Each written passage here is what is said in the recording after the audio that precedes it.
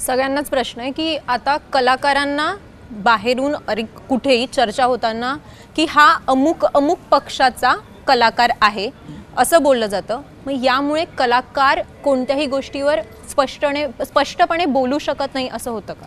हे बघ, पूर्वीपासूनच आता जब्बार पटेल, सतीश आळेकर, मोहन आगाशे सर हे कुठल्या विचारसरणीचे होते का? तेव्हा ते चालायचं आणि आता कोणी बोललेलं चालत नाही. आता सुबोध भावे, शरद पोंक्षे हे तर थेट थेट काम करतात. कित्येक कलाकार हे थेट थेट पक्षांचं काम करतात. आता मी तर कुठल्या पक्षाचं काम करत नाही, पण कुठली तरी विचारसरणी प्रत्येकाची असते. आवडू शकते नाही, फॉलोच करायची असते. तुम्ही जर अगदी मी बाबा कशातला नाही म्हणजे सगळ्यात भंगार तुम्ही. हे जे डेंजर कोण, मी बाबा काही मानत नाही, सगळ्यात डेंजर तू. त्यापेक्षा बाबा मी अमुक अमुक एक आहे, मी तमुक तमुक एक आहे, आणि ते काही लपून राहत नाही. ते असतं. फक्त अगदीच आता अमोल कोल्हे आमचा मित्र आहे सगळ्यांचा, पण तो राजकारणात गेला आणि वेगळ्या पक्षात गेला म्हणून आमचा शत्रू थोडाच आहे. आजही आलं की आम्ही कडकडून मिठी मारतोच, कारण मैत्री महत्त्वाची आहे. तो विचारसरणी बदलली म्हणून माणूस वेगळा होत नाही ग, अजिबात नाही. पूर्वीराव सुधीर फडके जर कधी समोर आले तर पवार साहेब काय रागाने बघायचे त्यांच्याकडे? पवार साहेब मिठीच मारायचे, कारण त्यांची कला त्यांना महत्त्वाची होती. बरोबर की नाही? कुणीतरी घाशीराम कोतवालला विरोध केला म्हणून पवार साहेबांनी ते नाटक जगभर नेलंच ना. मग नथुरामला विरोध केला वेगळ्या विचारसरणींनी, दिघे साहेबांनी ते नाटक आजपर्यंत चालवलं. नथुराम हे दिघे साहेबांनी चालवलेलं नाटक आहे, घाशीराम कोतवाल हे पवार साहेबांनी चालवलेलं नाटक आहे. हा महाराष्ट्राचा इतिहास आहे, हा महाराष्ट्राचा इतिहास आहे. त्यामुळं नाटक सिनेमामध्ये आमच्यासारखी जी माणसं राहतात ती आमचं उलट सगळ्यात अवघड असतं. बरोबर की नाही? कारण आम्हाला सगळा प्रेक्षक वर्ग महत्त्वाचा आहे, आम्हाला सगळा प्रेक्षक वर्ग महत्त्वाचा आहे.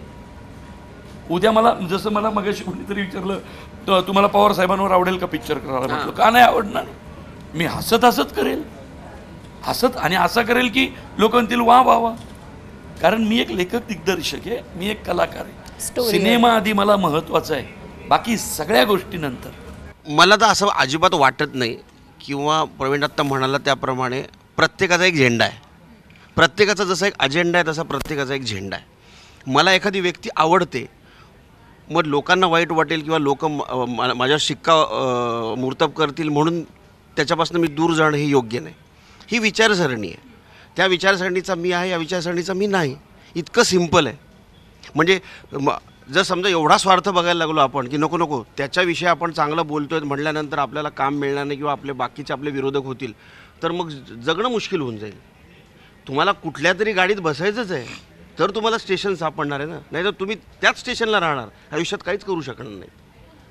त्यामुळे मी तर या ठाम मताचा आहे, तुम्हाला जो आवडतो तो तुमचा माणूस, जो आवडत नाही तो माणूस म्हणून आवडत नसेल, तो त्याच्या विचारसरणीने आवडत नसेल, पण तो माणूसच आहे की.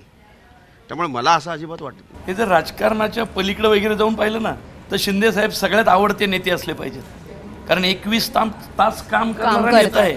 आम्ही पाहिलं, म्हणजे कुठल्याही पक्षाच्या कार्यकर्त्याला वाटलं पाहिजे की नेता असा असला पाहिजे. 21 तास काम करणारा माणूस आहे ग, आणि कुठलं गल्ली बोळ कसंही कुठेही जातात ते, कारण संस्कार दिघे साहेबांचे आहेत. इतकं सिंपल. त्यामुळे मी एक प्रसंग सांगतो. जेव्हा साहेब मुख्यमंत्री झाले होते, आता CM म्हणजे Z+ सिक्युरिटी ना, आणि त्यांची सिक्युरिटी सगळी अशी, आणि अचानकपणे कुठल्या मुंबऱ्यातली लोक त्यांना भेटायला आली, साहेबांना शुभेच्छा द्यायला.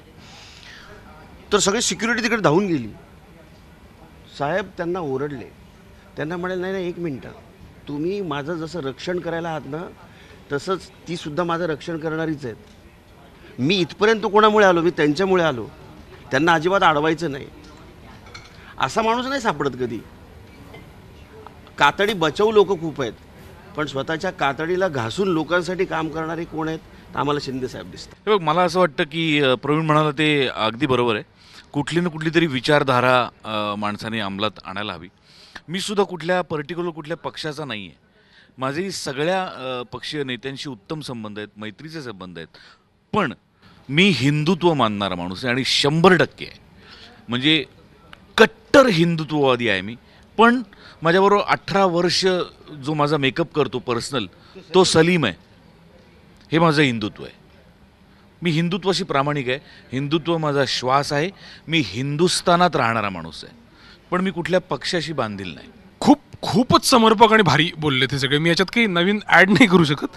पण तू जो म्हणलीस कलाकारावर शिक्का बसणं, तर हा शिक्का ही प्रॉब्लेमॅटिक गोष्ट वाटते मला त्यातली, की इतकं भयंकर टोकदार होऊन दुसऱ्याचं परीक्षण करणं ही कुठल्याच क्षेत्रात योग्य गोष्ट नाही असं मला वाटतं. म्हणजे त्यामुळे सुद्धा कदाचित लोक काही सर्टन आयडियोलॉजी फॉलो करत असतील, पक्ष फॉलो करत असतील, तरी सांगायला घाबरतात, कारण त्याच्यावरती शिक्का बसतो. तर शिक्का हा प्रॉब्लेमॅटिक मुद्दा आहे त्यातला. कोणी इथे भांडण करायला किंवा शत्रुकी करायला बसलेलं नाही आहे.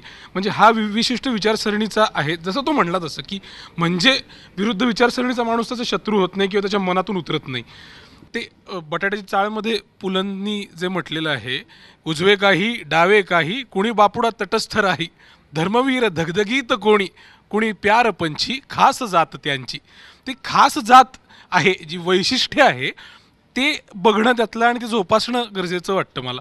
त्यानंतर ज्याला जो झेंडा घ्यायचा आहे, जो अजेंडा बाळगायचा आहे, तो बाळगायला मोकळा असावंच प्रत्येकाने.